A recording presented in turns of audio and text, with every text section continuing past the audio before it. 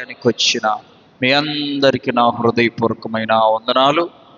ఈ రాత్రి కూడా ప్రభు మనలందరిని ఆయన సన్నిధికి చేర్చాడు. అందును బట్టి ఆయనకు కృతజ్ఞతాస్తుతులను చెల్లించుకుంటూ ప్రభు వారు ఈ రాత్రి కూడా మనతో తన వాక్యము ద్వారా మాట్లాడులాగున ఆయనను హృదయపూర్వకంగా వేడుకుంటూ వాక్యాన్ని ధ్యానం చేసుకున్న 4వ దినములోనికి వచ్చా.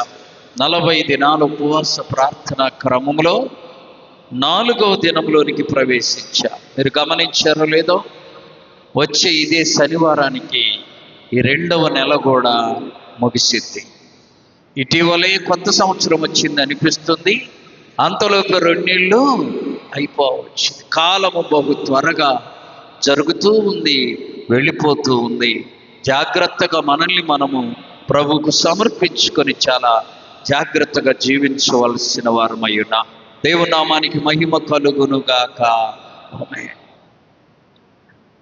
బూడిద యొక్క ప్రాముఖ్యత గత 3 దినాలు ధ్యానం చేసుకున్నాం. ఈరోజు నోవహు దినాలు 40 దినముల యొక్క ప్రాముఖ్యత. ఈ విషయాన్ని ఈ రాత్రి మనము ధ్యానం చేసుకుందాం. నోవహు దినాలు 40 దినముల యొక్క ప్రాముఖ్యత. చూడండి ప్రియులరా, దేవుని బిడ్డలందరికీ యేసు ప్రభువారే మాదిరి. ఆమేన్. ఎవరు మాదిరి మనకు? యేసయ్యే మాదిరి. చదవండి ఆ మాట. పేతురు రాసిన మొదటి పత్రిక 2వ అధ్యాయం 21వ వచనం. క్రీస్తు కూడా మీ కొరకు బాధపడి మీరు తన అడుగు జాడల యందు నడుచుకొనవలెనని మీకు మాదిరి ఉంచిపోయాడు. ఎవరు మనకు మాదిరి? కాబట్టి కొంతమందికి మరి వాక్యాన్ని ధ్యానిస్తారో లేదో మనకు తెలియదు, కానీ 40 దినాలు ఏందయ్యా ఉపవాసం ఏంది, 40 దినాలు ఉపవాస ప్రార్థనలేంది అని విమర్శించేవారు కూడా ఉన్నారు. అయితే మనము వారిని మాదిరిగా తీసుకోకూడదు. మనకు మాదిరి ఎవరు? యేసుక్రీస్తు ప్రభువే మనకు మాదిరి. ప్రభువారు చూడండి, మత్తయి సువార్త 4వ అధ్యాయము 1-2 వచనాలు. మత్తయి సువార్త 4:1-2 వచనాలు. అప్పుడు యేసు అపవాది చేత శోధింపబడుటకు ఆత్మ వలన అరణ్యమునకు కొనిపోబడెను. 40 దినములు 40 రాత్రులు ఉపవాసమున్నాడు. మార్కు సువార్త 1వ అధ్యాయము 12-13 వచనాలు. వెంటనే పరిశుద్ధాత్మ ఆయనను అరణ్యములోనికి త్రోసుకొని పోయెను. ఆయన సాతాను చేత శోధింపబడుచు అరణ్యములో 40 దినములు. చూసారా, 40 దినాలు ప్రభువారు ఉపవాసము ఉన్నాడు. చెప్పండి ఆ మాట. ఎన్ని దినాలు? 40 దినాలు ప్రభువారే ఉపవాసము ఉన్నాడు గనుక ఆయన మనకు మాదిరి గనుక మనము కూడా ఉపవాసం ఉండడము చాలా మంచిది. ఒకవేళ ఉండలేని వారు ఉన్నవారిని గురించి తృణీకరించకూడదు. చేయలేని వారు చేసేవారిని చూసి చులకనగా మాట్లాడకూడదు.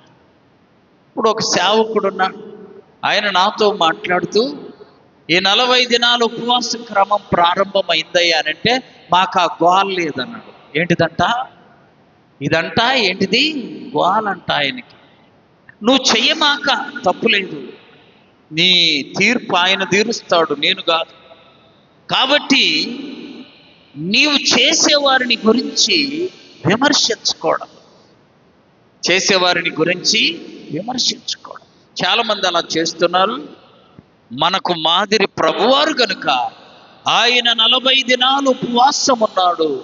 ఆయన బిడ్డలమైన మనము కూడా చెప్పాలి, 40 దినాలు ఉపవాసం ఉండి ప్రార్థించటం, దేవునికి సమీపముగా వెళ్ళడం, ఆత్మీయంగా బలపడడం, ఇందులో ఎలాంటి అనుమానము లేదు.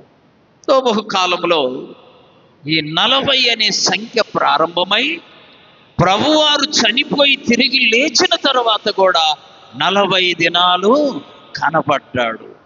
40 దినాలు కనబడ్డాడు. కాబట్టి ఈ 40 అనే సంఖ్యకు బైబిల్లో ఒక ప్రత్యేకత ఉంది. బైబిల్లో 40 అనే సంఖ్యకు ప్రత్యేకత. కాబట్టి 40 దినముల యొక్క ప్రాముఖ్యత ప్రతి విశ్వాసి తెలుసుకొని జీవితంలో తప్పకుండా 40 దినాలు ఉపవాసం ఉండి ప్రార్థన చేయాలి. గుర్తుపెట్టుకోండి. ప్రభు యొక్క కృపను బట్టి మీరందరూ ఆ రీతిగా నడుచుకుంటున్నారు. దేవుడు మీకు మేలు చేయునుగాక. చూడండి, నోవహు కాలంలో 40 అనే సంఖ్య ప్రారంభమైంది. చూడండి, 6వ అధ్యాయము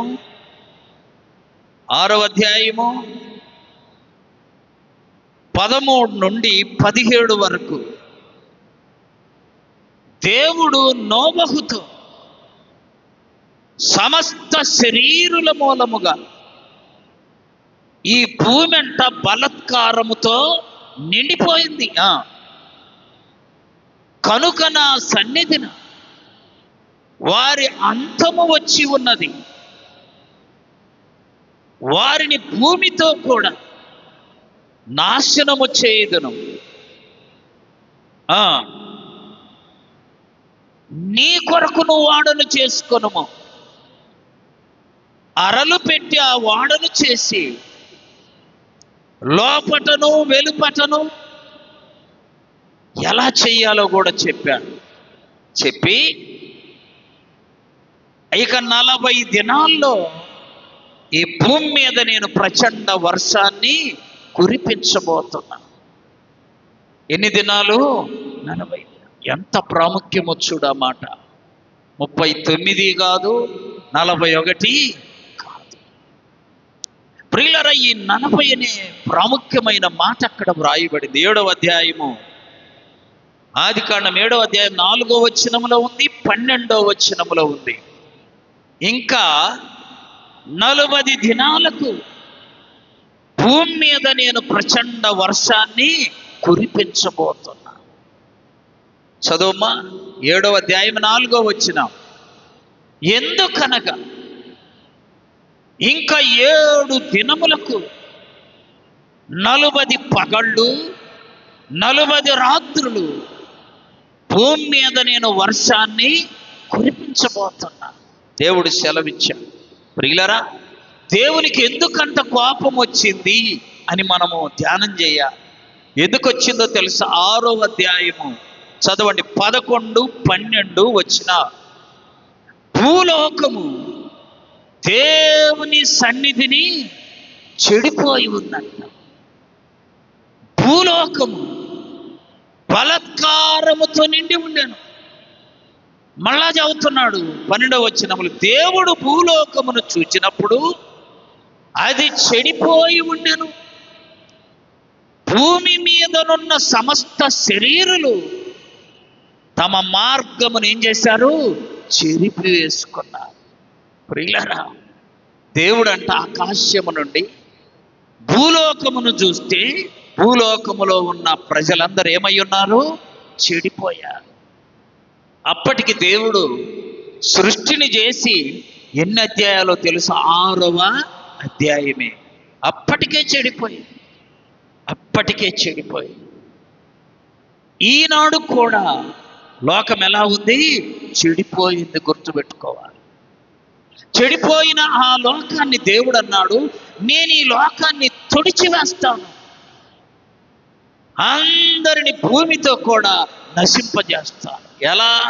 40 పగళ్ళు 40 రాత్రులు ప్రచండమైన వర్షాన్ని కురిపించబోతున్నా.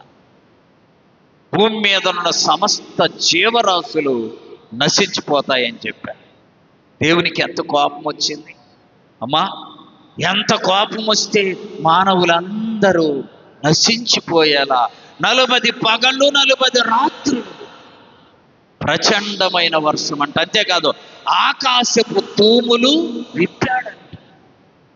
వర్షం భయంకరంగా వచ్చి నాకు జ్ఞాపకం వచ్చి, నాకు 78లోనో 75లోనో దివిసీమ తుఫాను అని వచ్చింది. ఊర్లూర్లు కొట్టకపోయింది. ప్రియులారా, ఊర్లూర్లు కొట్టకపోయింది. అయితే దేవుడు ఆకాశం నుండి చూసినప్పుడు చెడిపోయినది అంతేకాదంట, సమస్త శరీరులు వారి వారి మార్గాన్ని ఏం చేశారు? చెరిపివేసుకున్నారు. దేవునికి కోపం వచ్చి ప్రచండ వర్షం ఇలా చేసే ముందు దేవుడు ఏం చేశాడంటే, ఆకాశము నుండి చూస్తే నరులందరూ చెడిపోయారంట, ఒక్క ఆయన మాత్రం ఆయన దృష్టికి నీతిమంతునిగా ఉన్నాడు. చదవండి 7వ అధ్యాయము 1వ వచనం. ఈ తరము వారిలో నీవే నా ఎదుట నీతిమంతుడవై ఉండుట. మొత్తాన్ని పరిశీలన చేస్తే నీ ఒక్కడివే నా ఎదుట నీతిమంతుడవై ఉన్నావు. కాబట్టి నువ్వు వాడను సిద్ధం చేసుకో. ఆ వాడను ఇలా ఇలా ఇలా ఇలా కట్టుకో అని చెబితే నోవహు ఏం చేశాడు? అక్కడ రాయబడింది చూడండి, చివరి వచనం 6వ అధ్యాయము, ఆదికాండం 6వ అధ్యాయము చివరి వచనం. నోవహు అట్లు చేసిండంట. అట్లు చేయడం అంటే దేవుడు చెప్పినట్టు అట్లు అనుకోవాలి, అంతేగాని అట్లు చేశాడు మనం కూడా బియ్యం పోద్దాం రుబ్బుదాం అట్లు వేద్దాం అది కాదండి అర్థం. దేవుడు చెప్పినట్టు 5వ అధ్యాయం చూడండి, 7వ అధ్యాయం 5వ వచనంలో కూడా మాట ఉంది. యెహోవా ఆజ్ఞాపించిన ప్రకారం నోవహు సమస్తము చేస్తాడు. ఇప్పుడు వెంటనే ప్రశ్నించుకోవాలి, దేవుడు చెప్పినట్టు నువ్వు చేస్తున్నావా? నోవహు దేవుడు చెప్పినట్టు సమస్తము చేశాడు. మరి నువ్వు చేస్తున్నావా లేదా? ప్రియులారా, అలా చేయబట్టే భూమి మీద ఉన్న నరులందరూ నశించిపోయారంట. నోవహు ఒక్క కుటుంబము రక్షించబడి. ఎంత గొప్ప ఆనందమో తెలుసా ఇది? మీరు వింటున్నారో లేదో, ఆలోచిస్తున్నారో లేదో, కానీ అందరూ నాశనం అయిపోయారు, ఒక్కడు మాత్రము తన కుటుంబముతో మిగిలిపోయాడు. ఎంత ధన్యత! ఏంటి నోవహు అలా మిగిలి ఉండడానికి కారణం ఏంటంటే, దేవుని దృష్టిలో ఎలా ఉన్నాడు? నీతిమంతునిగా ఉన్నాడు. ఎవరు పట్టించుకోవాలి. ఎందుకంటే ఆనాటి లోకం ఎట్లా ఉందో మత్తయి సువార్త 24వ అధ్యాయము 36, 37, 38, 39 వచ్చిన వచ్చుననియు అమ్మా మత్తయి సువార్త 24, 36, 37, 38, 39. అయితే ఆ దినమును గూర్చియు ఆ గడియను గూర్చియు తండ్రి మాత్రమే ఎరుగును గాని మనుషులైనను పరలోకమందున్న దూతలైనను ఎవరికీ తెలియదు. అందుకని ప్రభు యొక్క రాకడెప్పుడో, మనం పోకడెప్పుడో ఎవరికి, మనిషి పోయేది కూడా ఎవరికి తెలియదండి. తెలిస్తే ఇక నెల రోజుల్లో పోతామని తెలిస్తే అవసరమైన ఎన్ని తెప్పించుకొని తింటా. మీకు గుర్తుందా? స్కై ల్యాబ్ అనేది ఒకటి పడతాదని అప్పుడు ఒకసారి పుకారు చేస్తే ఇంకా స్కై ల్యాబ్ పడి అందరూ చచ్చిపోతారని ఉన్నదంతా అమ్మేసుకొని తిన్నారు కొంతమంది. స్కై ల్యాబ్ వల్ల జనాలు చనిపోవాలి. చూసారా? దేవుని రాకడెప్పుడో తెలియదంట, మానవుడి పోకడెప్పుడో తెలియదు. అందుకని దేవుడు ఆకాశము నుండి చూసినప్పుడు అక్కడ చదవండి 37వ వచనం, నోవహు దినములు ఎలాగుండెనో మనుష్య కుమారుని దినాలు కూడా అలాగూ ఎలా ఉన్నాయంట? నోవహు వాడలోనికి వెళ్ళు సమయం వరకు పెళ్లి చేసుచు, పెళ్లికిచ్చుచు, తినుచు, త్రాగుచు ఉన్నారంట. ఎవడికి సంబంధం లేదన్నట్టు. అంతలోపు జలప్రళయం వచ్చింది. నోవహు వెళ్ళి అయ్యా జలప్రళయం రాబోతుంది, మీరందరూ వాడలోకి రమ్మంటే అసలు ఆ గోలే మాకు వినబడలేదని ఎప్పుడు నోవహు మాట అంగీకరించారు. ప్రియులారా, నోవహు ఒక్కడే ఎలా ఉన్నాడు దేవుని దృష్టిలో? నీతిమంతుడు. మనుషులెవ్వరూ పట్టించుకోకపోయినా, మనుషులెవరు లెక్కించకపోయినా, మనుషులెవరు నిన్ను గుర్తించకపోయినా, నీ ఒక్కడివే ప్రార్థనా జీవితం కలిగి ఉండు, దేవుని కన్నులు నీ మీదే ఉండునుగాక. చూడండి, అపోస్తుల కార్యముల గ్రంథం 10వ అధ్యాయము 4వ వచనం. అతడు దూత వైపు తేరి చూసి భయపడి ప్రభువా ఏమని అడిగను. అందుకు దూత, నీ ప్రార్థనలను నీ ధర్మ కార్యములను దేవుని సన్నిధికి జ్ఞాపకార్థంగా. కొర్నేలు ఎవరికి చెప్పలా, ఎవరి దగ్గర డబ్బు వాయించుకున్నవాడు. ఆయన ఒక టైం పెట్టుకున్నాడు, ప్రతిరోజు పగలు 3 నుండి 4 గంటల వరకు ప్రార్థన చేస్తాడు. ఎప్పుడమ్మా? పగలు 3 గంటల నుండి. కాస్త పనిపాట లేని చూడండి, ఆ టయాన్ని ఏం చేస్తుంటాడు చెప్పండి? తిని నిద్రపోతాడు 3 నుండి 4 గంటలు. ఆలోచించండి. కానీ కొర్నేలి 100 మంది మీద అధికారి, శతాధిపతి, 3 గంటలకు ప్రార్థన చేస్తాడు. పగలైనా రాత్రైనా నువ్వు 3 గంటలకు ప్రార్థన చేయడం అలవాటు చేసుకుంటే ప్రభు వచ్చి నీ ప్రక్కన కూర్చుండునుగాక. చప్పట్లు కొట్టి ప్రభును మహింపరచాలి. 3 గంటలు శ్రేష్టమైన సమయం అండి. ఇంకొక వాక్యం కూడా మనం చూస్తాం. అదే అపోస్తుల కార్యముల గ్రంథం 3వ అధ్యాయము 1వ వచనము నుండి చదవాలి. పగలు 3 గంటలకు, ఏ కాలం అంట? పోయే కాలము, నిద్రపోయే కాలము కాదు, షికారులు చేసే కాలము. ఏ కాలం అది? నేను ఎప్పుడూ ఆ సంగతి గుర్తించి 3 గంటలకి ఎక్కడున్న మోకరిల్లు, అది మనకు మంచి తరుణము. ప్రియులారు, తెల్లవారుజామైనా పగలైనా ఎప్పుడు ప్రార్థన చేయాలి? 3 గంటలకు. దేవుడు ఎవరు చూసినా చూడకపోయినా ఎవరు చూస్తారు? దేవుడు నోవహుతో అదే మాట చెప్పాడు, ఈ తరమంతా చూశానయ్యా, నువ్వు ఒక్కడివే నా ఎదుట నీతిమంతుడివి గనుక నువ్వు వాడను సిద్ధం చేసుకో. వాడను సిద్ధం. ఎందుకయ్యా? ఇంకా 40 దినాల్లో నేను వర్షము రప్పించబోతున్నా. జలప్రళయం. అందరూ మునిగి నశిస్తారు, నువ్వు మాత్రము ఆ వాడలోకి వెళితే నువ్వు నశించకుండా నీటికి పైభాగాన రక్షణ అనే వాడ నీవు నేను ఈ రోజుల్లో ఎక్కకపోతే, ఆ వాడలో చేరకపోతే లోకమంతా నశించిపోయే కాలం ఉంది. ఎప్పుడయ్యా అంటావా? చదవండి, పేతురు రాసిన 2వ పత్రిక, 2వ పేతురు పత్రిక చూడండి, 3వ అధ్యాయం 10వ వచనం. అయితే ప్రభువు దినము దొంగ వచ్చినట్లు వచ్చును. ఆ దినమున ఆకాశము మహాధ్వనితో గతించిపోవును, పంచభూతములు మిక్కటమైన వేగముతో లయమైపోతాయంట. పంచభూతాలంటే ఏంటి?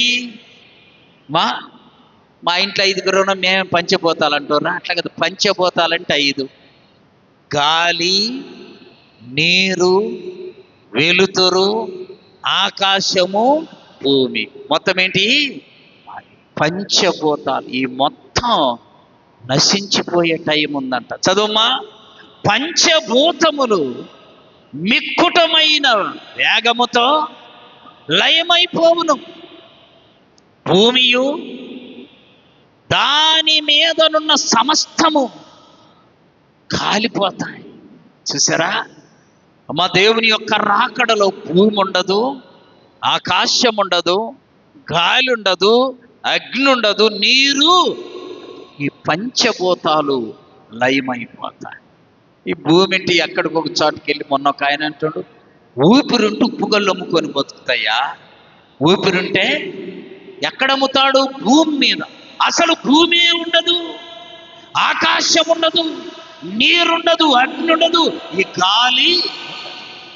ఏం చేస్తావు నీవు? ప్రియులారా, ఆ దినాలంతా భయంకరంగా ఉంటాయి.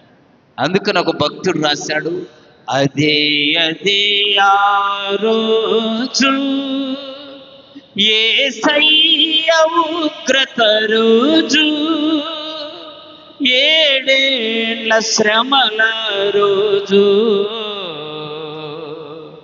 పాపులంతా ఏడ్చే రోజు, అదే అదే ఆ రోజు యేసయ్య ఉగ్రత రోజు, 7 ఏళ్ల శ్రమల రోజు, పాపులంతా ఏడ్చే రోజు, అదే అదే ఆ రోజు, సూర్యుడు నలుపయ్యే రోజు, చంద్రుడు ఎరుపయ్యే రోజు, సూర్యుడు నలుపయ్యే రోజు, చంద్రుడు నలుపయ్యే రోజు, భూకంపం కలిగే రోజు, అనాథలై అరచే రోజు, భూకంపం అనాథలై అరచే రోజు, ఆ రోజు శ్రమ నుండి తప్పించే నాదుడు లేడు, ఆ రోజు శ్రమ నుండి తప్పించే నాదుడు లేడు, అదే అదే ఆ రోజు యేసయ్య ఉగ్రత రోజు, 7 ఏళ్ల శ్రమల రోజు, పాపులంతా ఏడ్చే రోజు, అదే అదే ఆ రోజు. ఓ మనిషి యోచింతవా, నీ బ్రతుకు ఎలా ఉన్నదో? ఓ మనిషి యోచింతవా, నీ బ్రతుకు ఎలా ఉన్నదో? ధనము చూసి దగా పడకుమా, బలము చూసి భంగ పడకుమా, ధనము చూసి దగా పడకు, బలము చూసి భంగ పడకుమా, ఆ రోజు శ్రమ నుండి తప్పించే నాదుడు లేడు, ఆ రోజు శ్రమ నుండి తప్పించే నాదుడు లేడు, అదే అదే ఆ రోజు యేసయ్య ఉగ్రత రోజు, 7 ఏళ్ల శ్రమల రోజు, పాపులంతా ఏడ్చే రోజు, అదే అదే ఆ రోజు. దేవుని నామానికి మహిమ కలుగును గాక. ఆ రోజు అంతటి భయంకరమైన శిక్ష రాబోతూ ఉంది కనుక మనం ఆలోచించి ప్రభు రాకడకు సిద్ధపడాలి. నోవహు గారు కూడా వెళ్ళి అందరికీ చెప్పాడంట, అయ్యా దేవుడు చెప్పాడు వర్షము రాబోతుంది, భయంకరమైన ప్రచండమైన వర్షము రాబోతుంది, మీరందరూ వాడులోకి రండి అంటే ఎవడు నోవహు మాట విన్నవాడు? వాస్తవం అండి. అక్కడ పిచ్చి డ్యాన్సులు వేస్తుంటే పట్టరు జనాలు పట్టరు. అదే ప్రార్థన పెడితే చూసి వస్తారు, తూచి వస్తారు. ఇటు పోదామా అటు పోదాం, ఇటు పోదామా అటు పోదాం. మన ట్రైన్కి వెళ్తుంటే కోటప్పకొండ తిరునాళ్ళు మరుసటి రోజు ఒక ఆయన అంటుండో, ఏమి తిరణాలా, ఏమి జనం, ఏమి తిరణాలా. నేనన్నా నువ్వేం చేసావంటే ఆయన అంటుండో, 4 చెరుకులు నవిలిన ఏం చేసిండంట? ఇంటికి తెచ్చుకొని నవ్వులు శుభ్రం కడుక్కొని ఆ చెరుకుని ఆడ తినొచ్చు. ఆడ అసలు కడిగేది ఉండదు. వాడు ఆడాడ మట్లో పెట్టి తెచ్చిస్తే అదంతా తీసుకొని ఎన్ని నవ్వులుండు. నువ్వు పోయింది అందుకేనయ్యా. ఏమి జనాలు ప్రార్థనకు వస్తే ఎంత నెమ్మది, ఎంత సమాధానం. అందరూ నీళ్ళల్లో మునిగిపోతుంటే నోవహు ఏం చేశాడు చెప్పాలి? పైకి లేచాడు. చప్పట్లు కొట్టి ప్రభువును మహిమపరచండి. యేసయ్య యొద్దకు నువ్వు వస్తే అందరూ ఇటన్నబోనే, నిన్ను మాత్రము దేవుడు పైకి లేపునుగాక. ఇప్పుడు చదవండి ఆదికాండం 8వ అధ్యాయం 4వ వచనం. 7వ దినమున 17వ దినమున 7వ నెల 17వ దినమున వాడ హరారాతు కొండ మీద నిలిచెను. కొట్టండి చప్పట్లు ప్రభువును మహింపరచు. వాడెక్కడ నిలబడింది? కొండ మీద. కొండ మీద నిలబడడం దీవెనకరం, రక్షణానందం. ఆయన మాట వినని వారందరూ నీళ్ళలో ఏమయ్యారు? మునిగి నశించిపోయారు. ఇంకొక మాట రాయబడింది అక్కడ. ఏంటో తెలుసా మాట? కొట్టుకొని పోయిరి అని ఉంది. చదవండి 6వ అధ్యాయం 17వ వచనం. ఆదికాండం 6:17. ఆ జల ప్రవాహం 40 దినములు భూమి మీద ఉండగా జలములు విస్తరించి వాడను తేలజేసినందున పైకి లేచెను. ప్రచండముగా ప్రబలి విస్తరించినప్పుడు ఆ నీళ్ల మీద నడిచెను. ఆ జలములు అత్యధికముగా ప్రబలినందున పర్వతములన్నీ మునిగిపోయాయి. అక్కడ కొట్టుకొని పోయినవనుంది చూడండి. 6వ అధ్యాయము 15, 16 ఆ వచనాల్లో చెప్పబడింది. అప్పుడు పక్షులేమి, పశువులేమి, మృగములేమి, భూమి మీద ప్రాకు ప్రతి జంతువు, సంచరించు సమస్తము, శరీరులేమి, సమస్త నరులేమి చచ్చిపోయి కొట్టుకొని. నోవహుకు ఆ చింత లేదు. దేవుని మాట విన్నవా? చదవండి యెషయా గ్రంథం 1వ అధ్యాయము 19వ వచనం. 1వ అధ్యాయం 19వ వచనం. మీరు సమ్మతించి నా మాట వినిన ఎడల భూమి మీద ఉన్న మంచి పదార్థాలను మీరు తింటారు. ఆమె మంచి పదార్థాలు తినాలంటే దేవుని మాట వినాలి. నోవహు విన్నాడు, వాడలోకి వెళ్ళాడు, వాడలో రక్షింపబడ్డాడు. అందరూ మునిగిపోయినా ఆయన వాడలో క్షేమంగా పైకి తేలాడు. ఎక్కడ నిలిచాడో తెలుసు? అరారాతు కొండ మీద. నీకు నాకు కూడా ధన్యత ఉంది. ఎలాగో తెలుసా? యెషయా గ్రంథం చదవండి. యెషయా గ్రంథం 58వ అధ్యాయం 13, 14 వచ్చిన.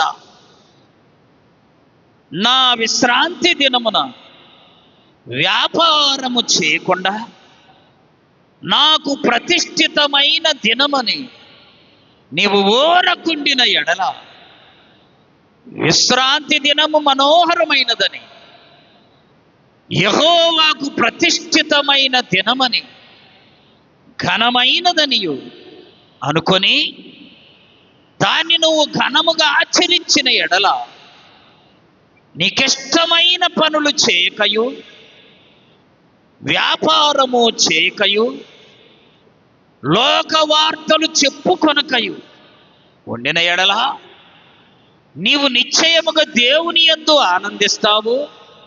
ఆ దేశము యొక్క ఉన్నత స్థలముల మీద నేను నిన్ను ఎక్కిస్తాను. నువ్వు ఎక్కాల్సిన పనిలా.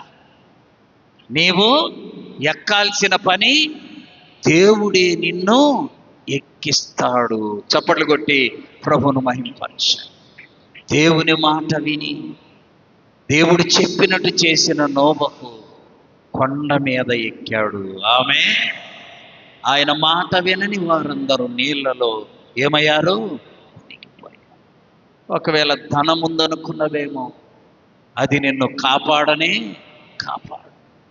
ఒకవేళ బలం ఉందనుకున్నవేమో, అది నిన్ను కాపాడనే కాపాడదు. ప్రభు మాట విని వాడలోకి వచ్చాడు నోబహు. కొండ మీద ఆ యొక్క వాడ తేలి ఆడుతూ. ఇప్పుడు దేవుడు ఏం చేశాడు?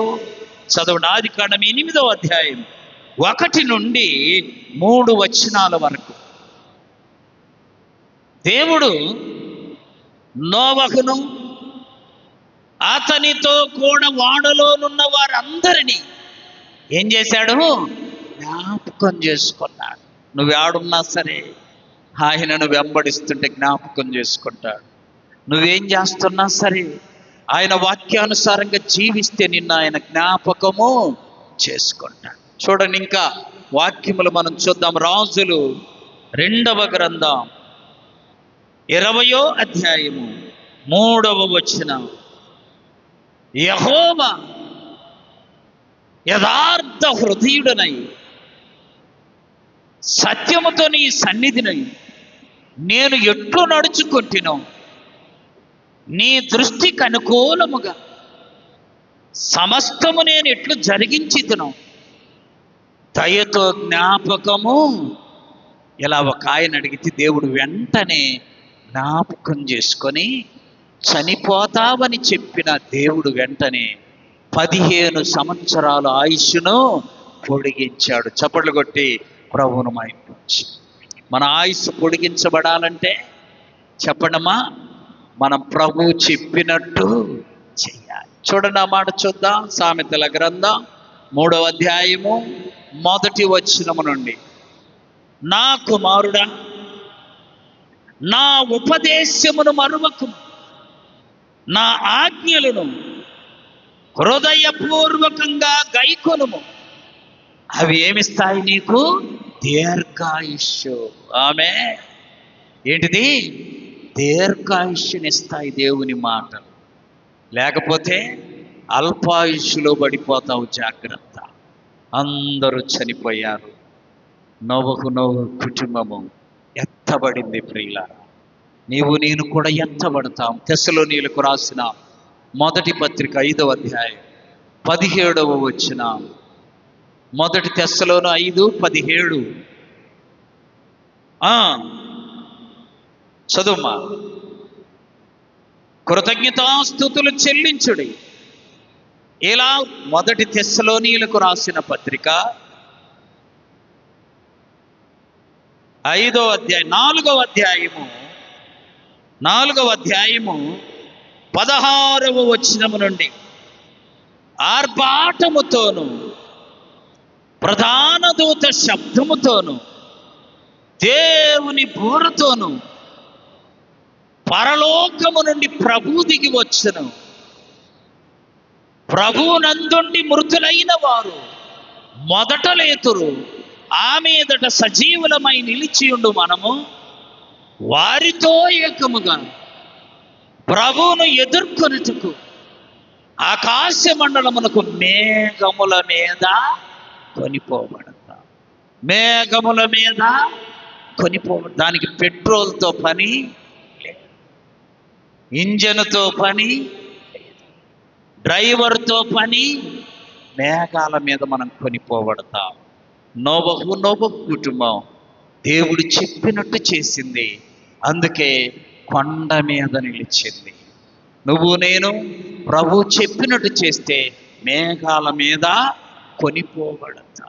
మేఘాల మీద యేసు వచ్చుచున్నాడు. మేఘాల మీద యేసు వచ్చుచున్నాడు. పరిశుద్ధులందరినీ తీసుకుపోతాడు. పరిశుద్ధులందరూ. ఒక ఆమె పాడిందంట, మేఘాల మీద యేసు వచ్చుచున్నాడు, ప్రార్థనకు వచ్చిన వాళ్ళందరినీ తీసుకుపోతాడమ్మా? లేదట్లా.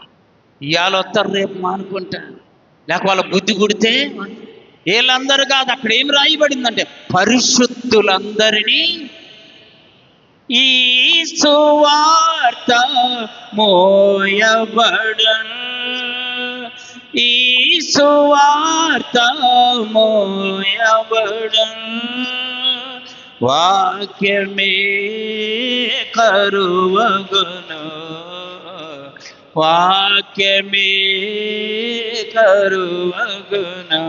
యేసు రాజుగా వచ్చుచున్నాడు, భూలోకమంతా తెలుసుకుంటాడు.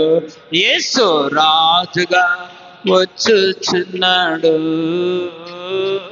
భూలోకమంతా తెలుసుకుంటాడు.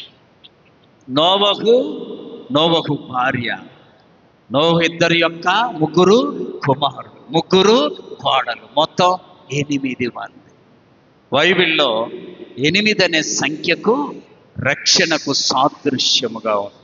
నోవహు కుటుంబము రక్షింపబడింది. ప్రియులరా, నువ్వు నేను ప్రభు చెప్పిన వాక్యం ప్రకారము జీవిస్తే మనము కూడా మేఘముల మీద ఎత్తబడతాం. ఆ ఎత్తబడే గుంపులో నీవు నేను మనందరము ఉందుముగాక. అలా ఉండాలంటే అమ్మా ఉపవాసం ఉండాలి, ప్రార్థించాలి, మనల్ని మనము తగ్గించుకోవాలి. ప్రభు సన్నిధిలో మనల్ని మనము తగ్గించుకొని ఆయనకు సమీపముగా జీవించాలి. 40 దినాలు అనే సంఖ్య అద్భుతమైన సంఖ్య బైబిల్లో.